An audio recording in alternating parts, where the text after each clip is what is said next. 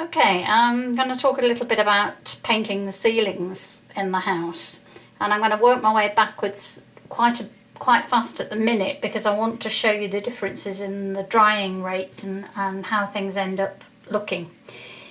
I'm hoping the camera can pick it up quite well. This is an area that I've just put a second coat on, and it looks really not too bad at all. In just a few minutes this MDF will have soaked it up and it will be looking a lot more like this. That's exactly the same second coat. Now it's starting to dry. So as you can see, MDF is very thirsty. I'm beginning to think on this particular project that presumably, they're like everything else in life, there are different quality MDFs, and this one is particularly poor, I think, as it is soaking up paint like a sponge at the moment.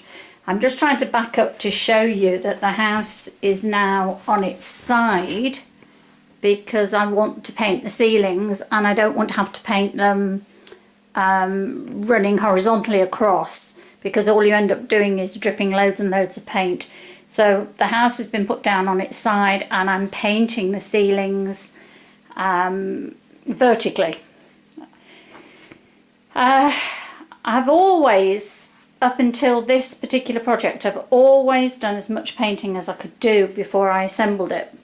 So I painted walls, I painted ceilings wherever I could, and that was relatively easy to work out when you weren't kit bashing, when you weren't changing the inside of something, and when the build itself lent itself to doing what's called a dry build. In other words, putting it all together with, in my case, masking tape. I used to stick it all together with masking tape.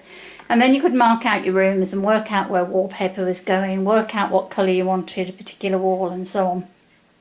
So I've always roller painted them in flat pieces before they were ever glued together. This is the first time I've ever had to deal with a built box. And believe me, I wouldn't recommend it.